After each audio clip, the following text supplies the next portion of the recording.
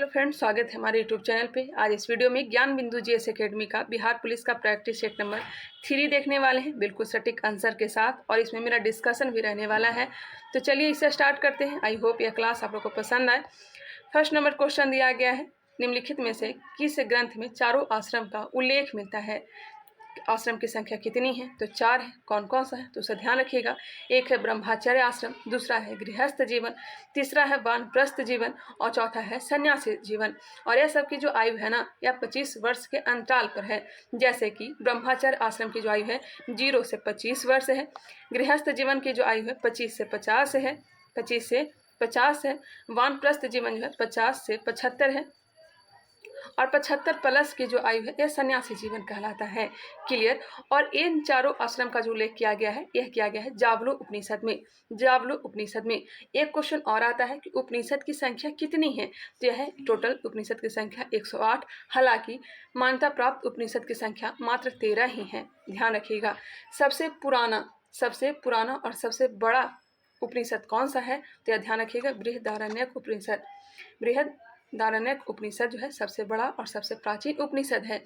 सत्यमेव जयते कहाँ से लिया गया है? तो मुंडको उपनिषद से लिया गया है, पता होगा। सत्यमेव जयते मुंडको उपनिषद। जावलो उपनिषद में त्रिमूर्ति की चर्चा की गई है। और कठु उपनिषद मोस्ट इंपॉर्टेंट, कठोपनिषद में यम और नचिकेता की चर्चा मिलती है। कठोपनिषद में यम और नचिकेता और ओम की उच्चारण जो क्या किया गया है, यह किया गया है कठो उपनिषद में। क्लियर। यहाँ पे आया है सप्तपथ ब्राह्मण, तो ब्राह्मण ग्रंथ को भी देख लेते हैं। ऋग्वेद के ब्राह्मण ग्रंथ कौन कौन सा है बताइएगा? ऋग्वेद के ब्राह्मण ग्रंथ तो ऐतरेय और कौस्तुकी है। ऐतरेय और कौस्तुकी किसका है? तो ऋग्वेद का ब्राह्मण ग्रंथ है। यजुर्वेद का कौन सा है? यजुर्वेद का ब्राह्मण ग्रंथ तो याद रखिएगा सतपथ ब्राह्मण, और एक याद रखिएगा तैतरेय ब्राह्मण। तैतरेय ब्राह्मण आराम से चलेंगे। गोपथ ब्राह्मण ग्रंथ है जो किसका है? गोपथ ब्राह्मण ग्रंथ तो अथर्ववेद का है। अथर्ववेद का है। और वही सामवेद का ब्राह्मण ग्रंथ का नाम क्या है? तो पंचविश और षड्विश है। पंचविश और षड्विश है। क्लियर। ध्यान रखिएगा। चलिए आगे बढ़ते हैं, नेक्स्ट क्वेश्चन देखते हैं। ऋण की संख्या कितनी है बताइएगा? 3 प्रकार के ऋण है। ऋण से भी क्वेश्चन पूछा जा सकता है। कौन कौन सा ऋण है? तो एक है देव ऋण, एक है देव ऋण, दूसरा है पितृ ऋण। मातृ ऋण नहीं है। ध्यान रखिएगा, मातृ ऋण ही दिया रहता है लेकिन मातृ ऋण में शामिल नहीं है। एक है पितृ ऋण और तीसरा कौन सा है? तो ऋषि ऋण। ऋषि ऋण, ये तीनों ऋण को ध्यान रखिएगा। और दाह संस्कार अंतिम संस्कार है। संस्कार की संख्या 16 है, ये सब तो पता ही होगा। चलिए अब आगे बढ़ते हैं। महाकाव्य की संख्या 2 है, रामायण और महाभारत है। निम्नलिखित में से कौन सिकंदर के साथ आने वाले लेखकों में से नहीं है? सिकंदर के साथ आने वाले लेखकों में से नहीं है। सिकंदर कहाँ का रहने वाला था? यूनान का रहने वाला था, फिलिप का बेटा था। सिकंदर भारत पर कब आक्रमण किया था? तो 326 ईसा पूर्व में भारत पर आक्रमण किया था। 323 ईसा पूर्व में बेबीलोन में इसकी मृत्यु हो गई थी। जब यह भारत पर आक्रमण किया था उस समय मगध पर नंद वंश का शासन चला था, और शासक कौन था? तो घनानंद था। यह सब ध्यान रखिएगा। चलिए इसका जो राइट आंसर हो जाएगा निर्याकस, अनेसिक्रेटस, अरिस्टोबुलस, यह सब सिकंदर के साथ आने वाला लेखक था, जबकि मेगास्थनीज नहीं था। Option number D. Megasthenes Seleucus Nicator का राजदूत था, और यह किसके दरबार में आया था? तो चंद्रगुप्त मौर्य के दरबार में आया था। और इसके पुस्तक का नाम क्या है? तो इंडिका है। इसके पुस्तक का नाम क्या है? इंडिका है। ध्यान रखिएगा। चलिए आगे बढ़ते हैं। नेक्स्ट है महापुराणों की कुल संख्या कितनी है? पुराणों की संख्या कितनी है? सिंपल सी बात, ये कितनी है बताइएगा? 108 है, 18 है, 6 है, 4 है। 4 तो वेद है, वेदांत की संख्या 6 है, 18 पुराण है। ऑप्शन नंबर बी इसका राइट आंसर हो जाएगा। और उपनिषद की संख्या कितनी है? तो 108 है। इसका जो राइट आंसर होगा ऑप्शन नंबर बी बिल्कुल राइट आंसर होगा। निम्न में से कौन कृषि विभाग से संबंधित है? निम्न में से कौन कृषि विभाग से संबंधित है? क्या संबंधित है? दीवान ए को ही। दीवान ए को ही। और इसकी स्थापना किसने किया था? तो मोहम्मद बिन तुगलक ने। दीवान ए बंदगान यह स्थापना किया था फिरोज शाह तुगलक ने इसकी स्थापना किया था। और दीवान ए अर्ज यह सैन्य विभाग था। इसकी स्थापना किया था बलबन ने। किसने किया था? बलबन ने किया था। हालांकि इसका पुनर्गठन जो करवाया था अलाउद्दीन खिलजी ने। और दीवान ए मुस्तखराज किससे संबंधित है? आप लोग कमेंट करके बताइएगा। और किसने स्थापना किया था? चलिए आगे बढ़ते हैं, नेक्स्ट क्वेश्चन देखते हैं। इसका जो राइट आंसर है ऑप्शन नंबर बी है। जितना मुझे मालूम रहेगा भाई मैं उतना बताते चलूँगी आप लोग को। नेक्स्ट क्वेश्चन है, निम्न में से किस शासक ने आंध्र भोज अभिनव भोज आंध्र पितामह की उपाधि धारण किया? आंध्र भोज अभिनव भोज आंध्र पितामह की उपाधि धारण किया, तो किसने धारण किया था? तो यह कृष्णदेव राय ने, कृष्णदेव राय ने। अब एक क्वेश्चन यहाँ पे ध्यान रखिएगा, कृष्णदेव राय किस वंश से संबंधित थे? तुलु वंश से संबंधित थे। देखिए, विजयनगर साम्राज्य की स्थापना की गई थी, कब की गई थी? मैंने कई बार बताया है। तो 1336 ईस्वी में हरिहर और बुक्का के द्वारा विजयनगर साम्राज्य की स्थापना मोहम्मद बिन तुगलक के समय में की गई थी, मोहम्मद बिन तुगलक के समय की गई थी। जैसे कि दिल्ली सल्तनत पे 5 राजवंशों ने शासन किया था। कौन कौन सा था? तो गुलाम वंश, खिलजी वंश, तुगलक वंश, सैयद वंश और लोदी वंश। उसी तरह से विजयनगर साम्राज्य पे 4 वंशों ने शासन किया था। कौन कौन सा था? तो एक था संगम वंश, दूसरा था सालू वंश, तीसरा था तुलु वंश और चौथा था अराविडु वंश। संगम, सालू, तुलु और अराविडु, संगम, सालू, तुलु और अराविडु। सर्वाधिक जो शासनकाल था ना, यह संगम वंश का था। जिस तरह से दिल्ली सल्तनत पे सर्वाधिक शासनकाल तुगलक वंश का था, उसी तरह से विजयनगर साम्राज्य पे सबसे सर्वाधिक जो शासनकाल रहा था, यह संगम काल का रहा था, संगम वंश का रहा था, माफ करिएगा, संगम वंश का रहा था, जिसकी स्थापना हरिहर एवं बुक्का ने किया था। कृष्णदेव राय जो था, यह तुलु वंश से संबंधित था। किस वंश से? तुलु वंश से। और बाबर ने अपनी पुस्तक तुजुक ए बाबरी में इसका जिक्र किया है। कृष्णदेव राय के समय 2 पुर्तगाली यात्री भारत आया था। कौन आया था? तो बारबोसा और डोमिगो पायस आया था। डोमिगो पायस किसके दरबार में आया था? कृष्णदेव राय का दरबार में आया था। और कहाँ का यात्री था? तो पुर्तगाली यात्री था। नूनिज किसके दरबार में आया था? नूनिज भी पुर्तगाली ही था और यह आया था अच्युत देव राय के दरबार में। अच्युत देव राय के दरबार में नूनिज आया था। और ध्यान रखिएगा, देवराय प्रथम के समय कोई आया था, Nicolo de Conti. Nicolo de Conti जो था ना, यह इटली का रहने वाला था, इटली का रहने वाला था। और यह देवराय प्रथम के दरबार में आया था, देवराय प्रथम के दरबार में। और देवराय द्वितीय के दरबार में भी कोई आया था, फारस का रहने वाला था, नाम मैं भूल रही हूँ, अब्दुल रज्जाक देवराय द्वितीय के दरबार में आया था। और इसकी पुस्तक का नाम है मतला ए शाहीन। क्लियर। अब एक चीज़ यहाँ पे और नोट कर लीजिएगा, विजयनगर के साथ साथ बहमनी साम्राज्य की स्थापना भी मोहम्मद बिन तुगलक के समय की गई थी। किसके द्वारा? तो हसन गंगू के द्वारा। और इसकी स्थापना 1347 ईस्वी में की गई थी। ध्यान रखिएगा। नेक्स्ट क्वेश्चन है, मुगलों से स्वतंत्र कर्नाटक राज्य की स्थापना किसने किया? मुगलों से स्वतंत्र कर्नाटक राज्य की स्थापना किसने किया? क्या किया था? सादुतुल्ला खान ने। कर्नाटक राज्य की स्थापना सादुतुल्ला खान ने। चिनकिलीज खान ने किसकी स्थापना किया था? तो हैदराबाद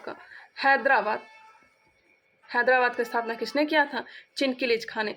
शहादत खान ने स्थापना किया था अवध का स्थापना। यह सब किया गया था स्थापना जो है मोहम्मद शाह रंगीला के समय। और मुर्शिद कुली खान ने बंगाल की स्थापना की थी, बंगाल की स्थापना मुर्शिद कुली खान ने। शहादत खान ने अवध का, सादुतुल्ला खान ने कर्नाटक का और चिनकिलीज खान ने हैदराबाद का। क्लियर। नेक्स्ट क्वेश्चन देखते हैं, क्वेश्चन नंबर 7। तृतीय आंग्ल मैसूर युद्ध के समय गवर्नर जनरल कौन था? तृतीय आंग्ल मैसूर युद्ध। अब यहाँ पे मैसूर युद्ध आया है, तो चारों के चारों मैसूर युद्ध को ध्यान रखिएगा। पहला मैसूर युद्ध जो हुआ था 1767 से लेकर के 1769 के बीच हुआ था पहला। दूसरा 1780 से लेकर के 82 के बीच हुआ था। तीसरा 1790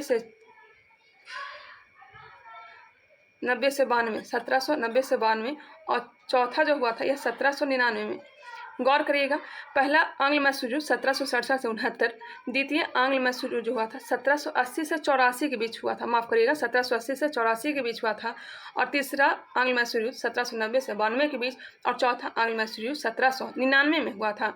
अब कौन कौन से संधि के तहत समाप्त हुआ था यह भी ध्यान रखिएगा। तो पहला जो संधि समाप्त हुआ था मद्रास की संधि के द्वारा, दूसरा मंगलौर की संधि के तहत और तीसरा श्रीरंगपट्टनम की संधि के तहत। और चौथी आंग्ल मैसूर युद्ध के समय में ही टीपू सुल्तान की मृत्यु हो गई थी। हालांकि हैदर अली की मृत्यु जो हुई थी यह 1782 ईस्वी में द्वितीय आंग्ल मैसूर युद्ध के समय। तो यहाँ पे क्वेश्चन आ रहा है तृतीय आंग्ल मैसूर युद्ध के समय गवर्नर जनरल कौन था? यहाँ पे ध्यान रखिएगा तृतीय आंग्ल मैसूर युद्ध हुआ कब है? तो 1790 से 92 में हुआ है। और इस समय गवर्नर जनरल कौन था? तो लॉर्ड कॉर्नवालिस था। ऑप्शन नंबर बी कॉर्नवालिस था। ऑप्शन नंबर बी इसका राइट आंसर है। चलिए आगे बढ़ते हैं। कॉर्नवालिस ने अस्थायी बंदोबस्त लाया था 1793 ईस्वी में। और पंचशाला व्यवस्था किसने लाया था? तो वॉरेन हेस्टिंग ने लाया था। नेक्स्ट है, निम्न में से किस विद्रोह से संबंध भगत जवाहर मल का संबंध था? किस विद्रोह से संबंध भगत जवाहरलाल का था? मतलब भगत जवाहरलाल का संबंध किस विद्रोह से था? सिंपल सी बात। तो यह है कूका आंदोलन। कूका आंदोलन यह कब हुआ है? तो 1830-31 में, 1830-31 में हुआ है, ध्यान रखिएगा। तेभागा आंदोलन जो हुआ है यह असम वाले क्षेत्र में हुआ है। असम वाले क्षेत्र में मोपला जो विद्रोह हुआ है, यह मोपला केरल के मालाबार तट पर हुआ है। अली मुस्लियार ने नेतृत्व किया था। मोपला विद्रोह कब हुआ था? तो 1920-21 में हुआ था। पाइका विद्रोह जो हुआ है ना, यह खास करके उड़ीसा, अगर उड़ीसा ऑप्शन में ना आए तो बिहार भी टिक कर सकते हैं, झारखंड भी टिक कर सकते हैं, क्योंकि सब एक साथ मिला हुआ ही था। इसका जो राइट आंसर हो जाएगा ऑप्शन नंबर सी होगा। 1857 ईस्वी के महान क्रांति का नेतृत्व इलाहाबाद से किसने किया था? इलाहाबाद से नेतृत्व किसने किया था बताइएगा? इलाहाबाद से क्या किया था? लियाकत अली ने। अवध से नेतृत्व बेगम हजरत महल ने किया था। किसने कहा था कांग्रेस लड़खड़ा कर गिर रही है, भारत में रहते हुए मेरी इच्छा है कि उसे शांतिपूर्वक मरने में मदद कर सकूं? किसने कहा था कि कांग्रेस लड़खड़ा कर गिर रही है, भारत में रहते हुए मेरी इच्छा है कि उसे शांतिपूर्वक मरने में मदद कर सकूं? तो मैंने कांग्रेस वाला टॉपिक करवाया है एजुकेशन ब्रांच चैनल पे ही, बोर्ड पे, तो उसमें मैंने बताया है किसने कहा था। क्या कहा है? लॉर्ड कर्जन ने। Option number B. कांग्रेस की स्थापना कब की गई थी? 28 दिसंबर 1885 को गोकुलदास तेजपाल संस्कृत महाविद्यालय बम्बई में। किसके द्वारा? तो ए.ओ. ह्यूम के द्वारा। और यह महासचिव रहते 1885 से लेकर के 1906 तक यह उसके सचिव रहते हैं। और पहले अध्यक्ष कौन बने थे? तो W.C. बनर्जी बने थे। अल्पसंख्यक से तुलना किसने किया था? तो लॉर्ड डफरी ने किया था। अल्पसंख्यक से तुलना किसने किया था? तो यह लॉर्ड डफरी ने, क्योंकि 72 सदस्यों ने ही भाग लिया था। जब पहली बार अध्यक्षता हुआ था उसमें 72 लोगों ने ही भाग लिया था। बंगाल विभाजन के विरोध में स्वदेशी आंदोलन की घोषणा कब किया गया? बंगाल विभाजन के विरोध में स्वदेशी आंदोलन, देखिए यहाँ पे 3 पॉइंट क्लियर कर लीजिएगा। मैं आप लोग को डेट बताती हूँ। बंगाल विभाजन की जो घोषणा की गई थी ना, वो की गई थी 20 जुलाई 1905 को। 20 जुलाई 1905 को घोषणा की गई थी। और 7 अगस्त 1905 को स्वदेशी आंदोलन, बहिष्कार आंदोलन प्रारंभ किया गया था। कहाँ से बताइएगा? तो कलकत्ता के टाउन हॉल से प्रारंभ किया गया था। और बंगाल विभाजन को प्रभावी कब कर दिया गया, लागू कब कर दिया गया? तो 16 अक्टूबर 1905 को। ये तीनों डेट याद रखिएगा। पहला 20 जुलाई 1905 को घोषणा किया गया कि बंगाल को विभाजन कर दिया जाएगा। इस कारण से स्वदेशी आंदोलन प्रारंभ की गई, बहिष्कार आंदोलन प्रारंभ की गई, बंग भंग आंदोलन चलाया गया। और 19 अक्टूबर 1905 को बंगाल विभाजन कर दिया जाता है। और बंगाल विभाजन रद्द कब किया गया था? तो लॉर्ड हार्डिंग के समय। कब? 1911 में दिल्ली दरबार लगा था। और कौन आया था? तो जॉर्ज पंचम भारत आए थे। उन्हीं ने रद्द कर दिया था। ध्यान रखिएगा। इसका जो राइट आंसर हो जाएगा ऑप्शन नंबर बी। पूर्वी बंगाल की राजधानी कहाँ थी? तो थी ढाका। पूर्वी बंगाल की राजधानी ढाका को बनाई गई थी। और पश्चिमी बंगाल की राजधानी कलकत्ता को बनाई गई थी। चलिए नेक्स्ट क्वेश्चन देखते हैं। इसका जो राइट आंसर है ऑप्शन नंबर बी है। ऑप्शन नंबर बी इसका राइट आंसर है। मेरा हिस्ट्री ज़्यादा बेटर है, इसलिए मैं हिस्ट्री बहुत मन से करवाती हूँ और ज़्यादा डिस्कशन करवाने की कोशिश करती हूँ। द लास्ट जजमेंट एवं द फॉल ऑफ मैन किनकी कृतियाँ हैं? द लास्ट जजमेंट एवं द फॉल ऑफ मैन किनकी कृतियाँ हैं? तो यह हैं माइकल एंजेलो का। असत्य कथन का चयन करें। इंग्लैंड में गौरवपूर्ण क्रांति 1688 ईस्वी में हुई। 1688 ईस्वी में हुई थी, बिल्कुल। सप्तवर्षीय युद्ध इंग्लैंड एवं फ्रांस के बीच चला था, बिल्कुल। गुलाबों का युद्ध इंग्लैंड में हुआ, यह भी सही है। एलिजाबेथ का संबंध स्टुअर्ट वंश से था, यह गलत है। Option number D. सूर्य से दूरी के अनुसार ग्रहों का कौन सा क्रम सही है? अब यहाँ पे बात आ रही है सूर्य से दूरी के अनुसार। देखिए यहाँ पे हमारा है सूर्य।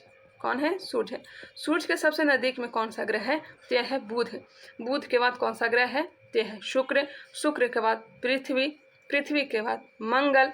मंगल के बाद बृहस्पति। बृहस्पति के बाद शनि। शनि के बाद अरुण। और चौथा है वरुण।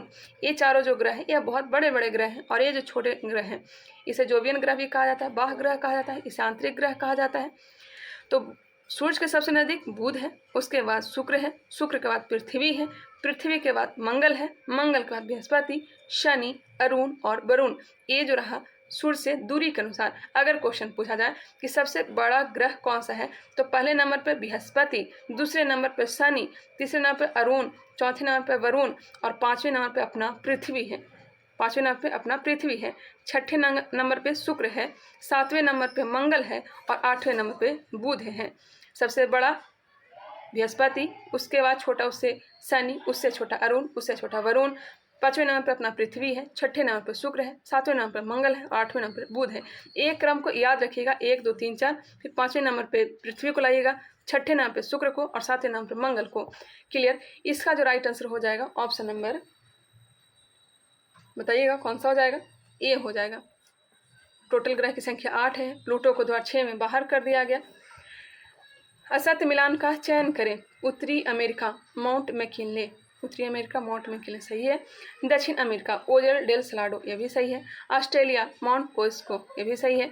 यूरोप में माउंट किलिमंजारो नहीं, किलिमंजारो यूरोप में नहीं, अफ्रीका में स्थित है। भारत का मानक समय निम्नलिखित में से किस राज्य से होकर नहीं गुजरती है। देखिए, भारत का जो मानक समय रेखा है ना, यह 5 राज्यों से होकर के गुजरती है। कितने राज्यों से, तो 5 राज्यों से। पहला है उत्तर प्रदेश, उत्तर प्रदेश के नीचे आइएगा तो मध्य प्रदेश, मध्य प्रदेश के नीचे छत्तीसगढ़, छत्तीसगढ़ के नीचे उड़ीसा और उड़ीसा के नीचे आंध्र प्रदेश। सबसे पहले यूपी, मध्य प्रदेश, उड़ीसा, उड़ीसा, छत्तीसगढ़ और कौन सा राज्य है, तो आंध्र प्रदेश। फिर से सुनिएगा, उत्तर प्रदेश है, मध्य प्रदेश है, छत्तीसगढ़ है, उड़ीसा है और आंध्र प्रदेश। इन 5 राज्यों से ही मानक समय रेखा गुजरती है।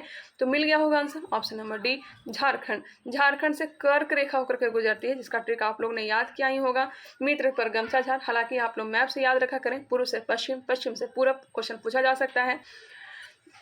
तो देखिए, सबसे पहले गुजरात, उसके बाद राजस्थान, राजस्थान के बाद मध्य प्रदेश, मध्य प्रदेश के बाद कहाँ जाएगा, बताइएगा, छत्तीसगढ़, छत्तीसगढ़ के बाद पश्चिम बंगाल, झारखंड, उसके बाद पश्चिम बंगाल, उसके बाद आएगा त्रिपुरा और मिजोरम। हमने कितने राज्य बताया, तो गुजरात, राजस्थान, मध्य प्रदेश, छत्तीसगढ़, झारखंड, पश्चिम बंगाल और त्रिपुरा और मिजोरम। ये 8 राज्यों से होकर के कर्क रेखा गुजरती है। कौन सा राज्य नेपाल के साथ सीमा साझा नहीं बनाती, कौन सा राज्य नेपाल के साथ, तो उत्तराखंड तो बनाता ही है, उत्तर प्रदेश, पश्चिम बंगाल, जबकि आसाम जो है, आसाम नेपाल के साथ सीमा साझा नहीं करता है।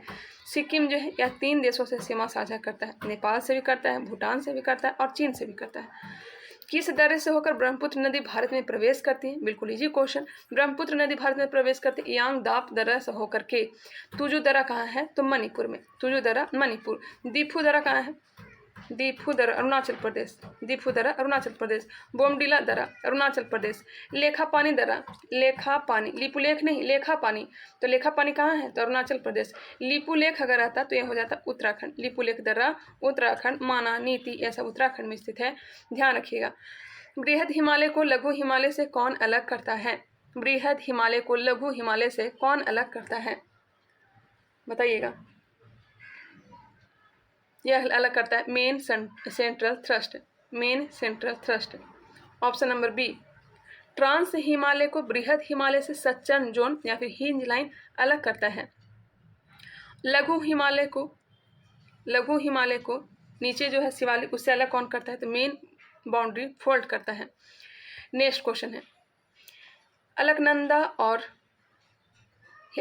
और मंदाकिनी के संगम को किस नाम से जाना जाता है, अलकनंदा और मंदाकिनी के संगम को किस नाम से जाना जाता है, बताइएगा। यह जाना जाता है किस नाम से, तो रुद्रप्रयाग के नाम से। ऑप्शन नंबर सी, रुद्रप्रयाग के नाम से। कौन सा जलप्रपात चंबल नदी पर अवस्थित है, कौन सा जलप्रपात चंबल नदी पर, ऑप्शन के अनुसार बताइएगा। गांधी सागर, जवाहर सागर, ये सब चंबल नदी पर ही है। ऑप्शन के अनुसार बी हो जाएगा चुलिया, चुलिया जलप्रपात जो है यह चंबल नदी पर है। धुआंधार जलप्रपात नर्मदा नदी पर है, नर्मदा नदी पर। शिव समुद्रम जलप्रपात किस नदी पर, तो कावेरी नदी पर है। आगे, जाड़े के दिनों में तमिलनाडु के तटों पर या कोरोमंडल तट पर वर्षा किस मानसून के कारण होती है,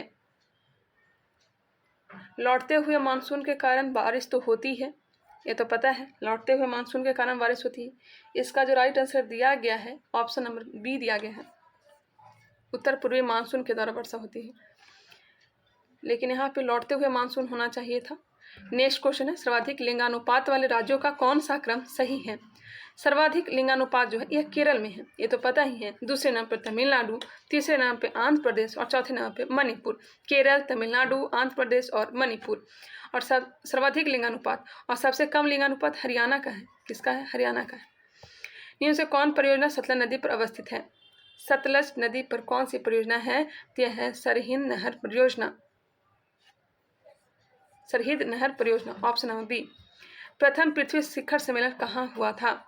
प्रथम पृथ्वी सम्मेलन यह हुआ था 1992 में। अगर मैं सही हूँ तो रियो डी जेनेरो में। आप लोग कंफर्म करिएगा प्रथम पृथ्वी सम्मेलन कब हुआ था, 1992 में हुआ था या नहीं हुआ था? आप लोग कमेंट करके बताएंगे। नेक्स्ट है, जैव संसाधन तथा सतत विकास संस्थान कहाँ अवस्थित है? जैव संसाधन तथा सतत विकास संस्थान कहाँ अवस्थित है? यह इम्फाल में, इम्फाल। नेक्स्ट क्वेश्चन है, भारत में पहली बार महिलाओं को वोट देने का अधिकार कब मिला? बिल्कुल इजी क्वेश्चन।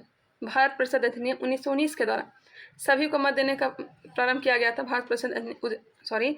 सभी को मत देने को मान्यता दिया गया था भारत परिषद अधिनियम 1919 के द्वारा, और इसे लागू किया गया था 1921 में। 1919 का अधिनियम को लागू कब किया गया था? तो 1921 में किया गया था। सांप्रदायिक निर्वाचन प्रणाली 1909 में आया था। स्वतंत्र भारत के पहले मंत्रिमंडल में श्रम मंत्री कौन थे? श्रम मंत्री कौन थे? यह थे जगजीवन राम। कौन थे? Jagjivan Ram, option number A. Next question है, भारत के संविधान की प्रस्तावना में कितने प्रकार की न्याय की चर्चा है? तो मैं आप लोग को कितने बार बोली हूँ कि प्रस्तावना को याद रखिएगा। हम भारत के लोग भारत को एक संपूर्ण प्रभु संपन्न समाजवादी पंथ निरपेक्ष लोकतंत्रात्मक गणराज्य बनाने के लिए तथा उनके समस्त नागरिकों को सामाजिक, आर्थिक और राजनैतिक न्याय, कितने प्रकार के न्याय हमने बताया?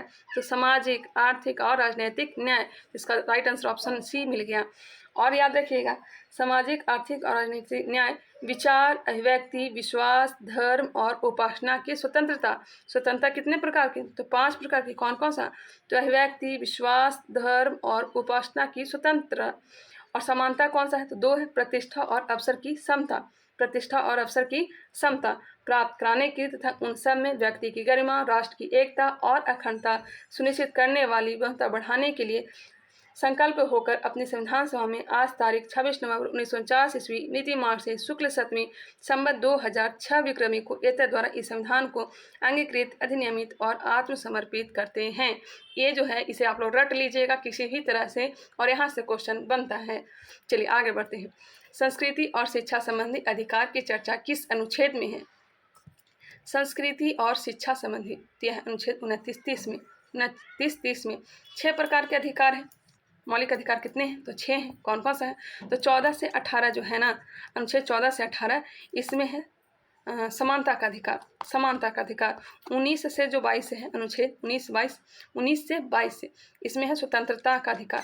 स्वतंत्रता का अधिकार 23-24 में क्या है? तो शोषण के विरुद्ध अधिकार। 25 से 28 जो है, 25 से 28 यह हो जाएगा धार्मिक स्वतंत्रता का अधिकार। 29 और 30 में संस्कृति एवं शिक्षा का अधिकार है। 31 में संपत्ति का अधिकार था जिसे समाप्त कर दिया गया, और 32 में संवैधानिक उपचारों का अधिकार जिसे 5 प्रकार का रिट सुप्रीम कोर्ट जारी करता है। चलिए क्लियर। किस राज्य में विधान परिषद नहीं है? विधान परिषद यह जो है विधान परिषद यह है 6 राज्यों में। 6 राज्यों में अगर मैं डिस्कशन कराऊँ तो बहुत ज़्यादा लंबा वीडियो बन जाएगा, आप लोग बोर भी हो सकते हैं। विधान परिषद जो लागू है यह 6 राज्यों में। कौन कौन सा है? तो बिहार है, यूपी है, महाराष्ट्र है, कर्नाटक है, आंध्र प्रदेश और तेलंगाना है। आंध्र प्रदेश और तेलंगाना है। कौन कौन सा है? तो बिहार, यूपी।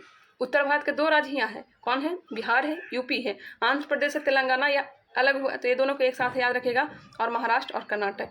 क्लियर। इसका जो राइट आंसर हो जाएगा, मिल गया होगा answer, option number D Tamil Nadu. सर्वोच्च न्यायालय के न्यायाधीशों की नियुक्ति किस अनुच्छेद के तहत किया जाता है? ज़्यादा से ज़्यादा क्वेश्चन में बताने की प्रयास कर रही हूँ क्योंकि एग्जाम नज़दीक आ रखा है। सर्वोच्च न्यायालय के न्यायाधीशों की नियुक्ति किस अनुच्छेद के तहत किया जाता है? यह किया जाता है कौन से अनुच्छेद के तहत? अनुच्छेद 124 के तहत। अनुच्छेद 124 के तहत। तदर्थ न्यायाधीशों की नियुक्ति 127 के तहत किया जाता है। नेक्स्ट है, ऐसे पहले प्रधानमंत्री कौन थे जो राज्यसभा के सदस्य थे? वो राज्यसभा के सदस्य थे, कौन से थे बताइएगा? पहले प्रधानमंत्री Indira Gandhi, option number A Indira Gandhi. कि संविधान संशोधन के तहत 8वीं अनुसूची में कोंकणी, मणिपुरी और नेपाली भाषा जोड़ा गया। देखिए, मूल संविधान में जो टोटल भाषा की जो संख्या थी यह 14 थी। कितनी थी?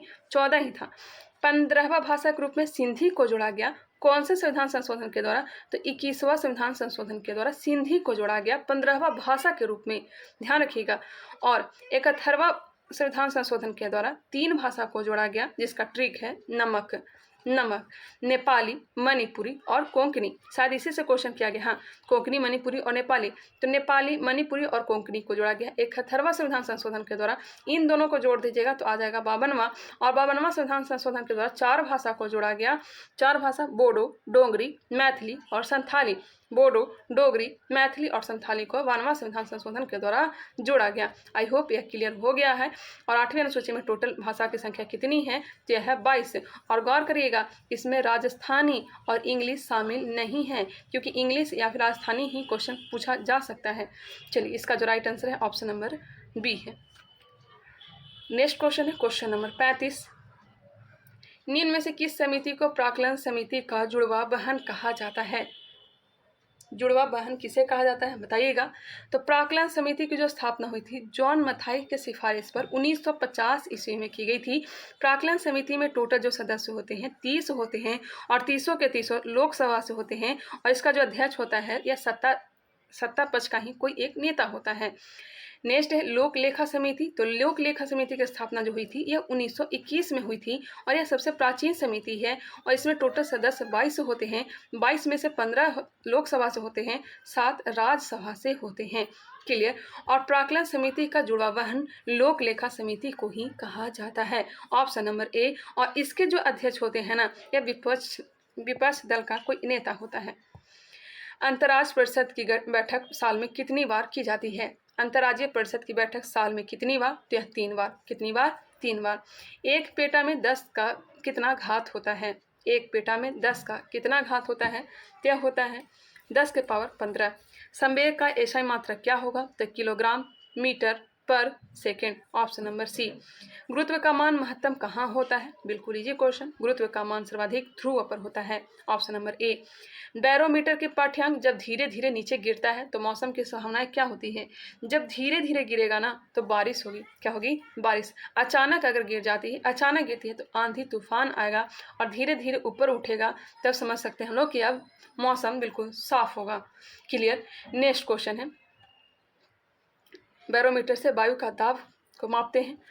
ध्वनि अपने किस गुण के कारण मार्ग में आने वाले अवरोध के किनारे मुड़कर आगे बढ़ता है? बताइएगा।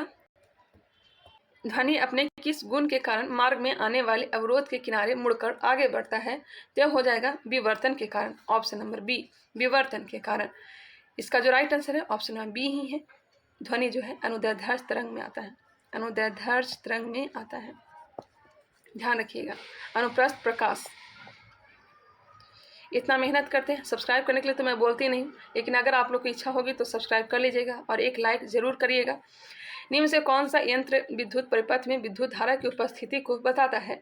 कौन सा यंत्र विद्युत परिपथ में विद्युत धारा की उपस्थिति को बताता है? यह बताता है कौन? तो गैल्वेनोमीटर। गैल्वेनोमीटर। निम्न से किस दर्पण का प्रयोग पश्च दर्पण साइड मिरर के रूप में किया जाता है? तो उत्तर दर्पण का प्रयोग किया जाता है। डॉक्टरी अवतल दर्पण, दाढ़ी हजामत इसे बनाने में अवतल दर्पण का प्रयोग किया जाता है। खनिज तेल या कच्चे तेल में से शुद्ध डीजल या पेट्रोल किस विधि द्वारा अलग किया जाता है? खनिज तेल या कच्चे तेल में से शुद्ध डीजल या पेट्रोल किस विधि द्वारा अलग किया जाता है? क्या किया जाता है? आंशिक आसवन विधि के द्वारा। ऑप्शन नंबर बी होगा। प्रभाजी आसवन के द्वारा, आंशिक आसवन के द्वारा। ऑप्शन नंबर बी इसका राइट आंसर हो जाएगा। एवोगाड्रो संख्या किसे कहते हैं? एवोगाड्रो संख्या 6.022 गुने 10 के पावर 23। किस नियम के अनुसार स्थिर ताप पर गैस की नियत मात्रा का आयतन उसके दाब के व्युत्क्रमानुपाती होता है? किस नियम के अनुसार स्थिर ताप पर गैस की नियत मात्रा का आयतन उसके दाब के व्युत्क्रमानुपाती होता है? तो हो जाएगा बॉयल का नियम। लेथेनाइड श्रेणी में परमाणु संख्या कहाँ से कहाँ तक आता है? लेथेनाइड श्रेणी में परमाणु संख्या कहाँ से कहाँ तक आता है? जब 57 से 71। धोवन सोडा के रासायनिक सूत्र क्या है? धोवन soda Na2CO3 10H2O। Na2CO3 10H2O। नमक का NaCl। पत्तियों का रंग पीला किस वर्णिलवक के कारण होता है? पीला रंग किस कारण से? हरा तो पता ही होगा क्लोरोफिल के कारण से, पीला कैरोटीन के कारण से। गंजापन रोग किस कवक के कारण होता है? गंजापन रोग टीनिया कैपेटिस के कारण, टीनिया कैपेटिस के कारण। पेड़ की छालों पर उगने वाले लाइकेन को क्या कहा जाता है? लाइकेन कवक और शैवाल का सहजीवी होता है। बताइएगा। इसका जो राइट आंसर हो जाएगा ऑप्शन नंबर ए, कोटिकोलस। कोटिकोलस। कवक का अध्ययन क्या कहलाता है? बताइएगा, इसमें कंफ्यूजन होता है। और शैवाल का अध्ययन क्या कहलाता है? कवक का अध्ययन माइकोलॉजी, माइकोलॉजी। शैवाल का अध्ययन फाइकोलॉजी। शैवाल को क्या कर देंगे? साफ कर देंगे। फ से स से शैवाल, फ से फाइकोलॉजी हो जाएगा। नेक्स्ट है, जीन की कार्य की इकाई को क्या कहते हैं? जीन के कार्य की इकाई को क्या कहते हैं? तो सिस्ट्रॉन कहते हैं। पुष्प का कौन सा भाग पुरुष जनांग है? पुरुष जनांग। तो पुमंग यह जो है यह पुरुष का जनांग भाग है। पुमंग, पुंकेसर, परागकोश यह सब पुरुष का जनांग भाग है, जबकि बाह्यदल, दलपुंज, जायांग यह सब मादा का जनांग भाग है। पौधे के किस हार्मोन को फूल खिलाने वाला हार्मोन कहा जाता है? फूल खिलाने वाला हार्मोन फ्लोरीजेंस, फ्लोरीजेंस। कौन मेटाथीरिया का उदाहरण है? मेटाथीरिया का उदाहरण जो है यह कौन सा है? तो कंगारू। मनुष्य में कितने कृतंक दांत पाया जाता है? दांत जीव को याद करके ही जाइएगा। कृतंक दांत पाया जाता है और इसका सूत्र क्या है, फॉर्मूला क्या है वो बताइएगा। यह 4 कृतंक दांत 4 पाए जाते हैं। दूध के दांत 20 और 20 दांत ही टूटते हैं और गिरते हैं। 2 बार जो दांत जन्मते हैं यह 20 दांत ही। हिपेरिन नामक प्रोटीन का उत्पादन शरीर के किस अंग से होता है? हिपेरिन नामक प्रोटीन यकृत। नेक्स्ट क्वेश्चन है, किसी वर्ग के प्रत्येक भुजा में 4 सेंटीमीटर की वृद्धि करने पर इसके क्षेत्रफल में 60 वर्ग सेंटीमीटर की वृद्धि होती है। वर्ग की प्रत्येक भुजा की लंबाई कितनी होगी? तो मैंने तो सॉल्व नहीं किया है, इसका जो राइट आंसर दिया गया ऑप्शन नंबर डी। आप लोग सॉल्व करिएगा। निम्नलिखित में से जैविक विविधता दिवस किस तिथि को मनाया जाता है? 22 अप्रैल को पृथ्वी दिवस, 22 मार्च को जल दिवस और जैविक विविधता दिवस का मनाया जाता है जैविक विविधता दिवस 22 मई को, ऑप्शन नंबर सी 22 मई को। 8 मई को भी कुछ मनाया जाता है, मुझे याद नहीं, 8 मई को भी कुछ मनाया जाता है। आप लोग बताइएगा 8 मई को कौन सा दिवस मनाया जाता है? निम्नलिखित में से कंबोडिया की राजधानी कहाँ है? कंबोडिया की राजधानी न्योम पेन है, नहोम पेन। इटली और ईरान की सरकारी दस्तावेज का प्रकाशन किस बुक में किया जाता है? इटली और ईरान के सरकारी दस्तावेज का प्रकाशन ग्रीन बुक। कौन मलेशिया का समाचार एजेंसियां हैं? मलेशिया का समाचार एजेंसी बरनामा। विश्व में सर्वाधिक आबादी वाला नगर कौन सा है? सर्वाधिक आबादी वाला नगर कौन सा है? यह है टोक्यो में, टोक्यो में, ऑप्शन नंबर ए। बुद्ध चरितम लेखक कौन है? बुद्ध चरितम के लेखक अशोक घोष हैं। चौथी बहुत संगीति के समय यह उपाध्यक्ष बने थे, अध्यक्षता वसुमित्र ने किया था। नेक्स्ट क्वेश्चन है क्वेश्चन नंबर 65। शाहनामा जो है फिरदौसी की रचना है। गुलबदन बेगम ने हुमायूं नामा की रचना किया था।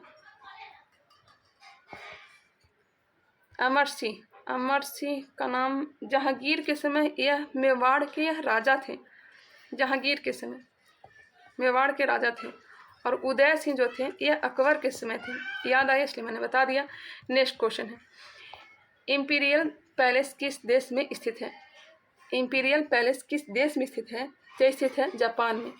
भारत का राष्ट्रीय चिन्ह क्या है? तो यह अशोक स्तंभ। केंद्रीय सड़क अनुसंधान संस्थान कहाँ स्थित है? केंद्रीय सड़क अनुसंधान संस्थान नई दिल्ली। भारतीय पुरातत्व सर्वेक्षण संस्थान की स्थापना किस वर्ष किया गया था? भारतीय पुरातत्व सर्वेक्षण संस्थान की स्थापना किस वर्ष किया गया था? तो 1861 ईस्वी में। आंध्र केसरी के उपनाम से किसे जाना जाता है? आंध्र केसरी टी प्रकाशम। उषा थोराट समिति का संबंध किससे है? उषा थोराट समिति का संबंध देश के सभी गांवों में वित्तीय सेवाएं उपलब्ध कराने के उद्देश्य से, लघु बचत योजना के संदर्भ में सुझाव के उद्देश्य से, बैंकों में मानव संसाधन दक्षता में सुधार लाने के उद्देश्य से, लघु एवं मध्यम उद्योग को ऋण उपलब्ध कराने से। देखिए उषा थोराट समिति का जो संबंध है यह हो जाएगा देश के सभी गाँव में वित्तीय सेवाएं उपलब्ध कराने के उद्देश्य से। इस क्वेश्चन में मुझे डाउट है, इसका जो right answer option number A दिया गया था, बैंकों में मानव संसाधन दक्षता में सुधार लाने के उद्देश्य से। इसका जो राइट आंसर है आप लोग कमेंट करके बताइएगा, इसका राइट आंसर क्या होगा, ए होगा या फिर सी होगा। भारत की राष्ट्रीय आय और प्रति व्यक्ति आय की गणना का प्रथम प्रयास दादा भाई नौरोजी ने वर्ष 1867-68 में किया था। प्रति व्यक्ति आय कितना रुपया था? तो उस समय जो प्रति व्यक्ति आय था यह 20 रुपया। कितना रुपया? 20 रुपया। Poverty and British rule in India इनकी पुस्तक है। तीन कांग्रेस अधिवेशन की अध्यक्षता किया था? 1886, 1893 और 1906। इन्हें वृद्ध व्यक्ति भी कहा जाता है। राष्ट्रीय आय लेखांकन का जन्मदाता किसे माना जाता है? राष्ट्रीय आय लेखांकन का जन्मदाता किसे माना जाता है? तो यह माना जाता है साइमन कुजनेट्स को। साइमन कुजनेट्स को। क्षेत्रीय ग्रामीण बैंक की स्थापना कब हुआ था? क्षेत्रीय ग्रामीण बैंक की स्थापना 1875। पहली बार राज्य अर्थव्यवस्था सिद्धांत निम्नलिखित में से कौन दिया था? पहली बार राज्य अर्थव्यवस्था सिद्धांत निम्नलिखित में से कौन दिया था? क्या दिया था? कार्ल मार्क्स ने। दोहा में आयोजित एशियाई स्नूकर चैंपियनशिप 2023 का खिताब किसने जीता?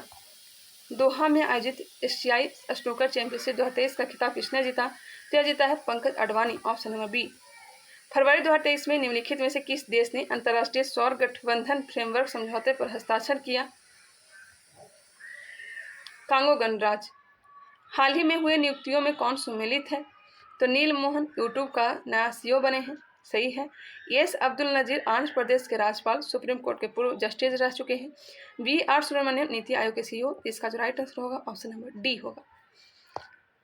भारत की राष्ट्रपति श्रीमती द्रौपदी मुर्मू ने 7वें अंतर्राष्ट्रीय धर्म सम्मेलन का उद्घाटन कहाँ किया? धर्म सम्मेलन का उद्घाटन भोपाल में। कोलंबिया में आयोजित भारोत्तोलन विश्व चैंपियनशिप में मीराबाई चानू ने कौन सा पदक जीता है? मीराबाई चानू ने कौन सा पदक? तो रजत पदक। नेक्स्ट क्वेश्चन है मैथ से। वीडियो को पॉज करके सॉल्व कर लीजिएगा। इसका जो राइट आंसर होगा ऑप्शन नंबर ए। 81 का बी होगा। 82 का जो राइट आंसर होगा ऑप्शन नंबर डी। 83 का option number A. 84 number option number D. 85 का ए। 86 नंबर इसका जो राइट आंसर होगा ऑप्शन नंबर सी होगा। 87 नंबर इसका right answer option number A. 88 number option number D. चलिए, मैथ क्वेश्चन ज़्यादा ही दिया गया है, लगता है कि 10 क्वेश्चन दिया गया है। निम्नलिखित प्रश्न में दी गई श्रृंखला लुप्त संख्या को चुनिए। रीजनिंग है, इसका जो राइट आंसर होगा ऑप्शन नंबर सी होगा। और लास्ट है मैथ रीजनिंग से ऑप्शन नंबर ए होगा। अब यहाँ से हिंदी का क्वेश्चन है। अंततोगत्वा का संधि विच्छेद बताना है। अनंत प्लस गत्वा। कमल का पर्यायवाची शब्द नीरज। कमल का पर्यायवाची शब्द नीरज। मिश्र वाक्य है उसके पास जो कुछ था वह खो गया। उसके पास जो कुछ था वह खो गया। हाथी की स्त्रीलिंग क्या होगा? तो हथनी होगा। हाथी की स्त्रीलिंग हथनी। निम्नलिखित में से कौन सा शब्द उभयलिंगी है? उभयलिंगी शब्द डॉक्टर। डॉक्टर। अब यहाँ से इंग्लिश का क्वेश्चन है। In the following question out of the given 4 alternative select the alternative which best express the meaning of the idiom phrase to poke one nose into. 96 का आंसर होगा option है B. To interface. To interfere. Choose the word that can substitute the given group of word. A group of people who have no permanent abode but wander from place of place. इसका जो right answer है option number A nomad है। 98 का हो जाएगा option number B. मिला लीजिएगा। Appropriate synonym दिया गया था। Choose the word that is opposite in meaning to the given word. 99 का ऑप्शन नंबर सी। और लास्ट प्रश्न इंग्लिश से ही, इसका जो राइट आंसर होगा ऑप्शन नंबर बी होगा।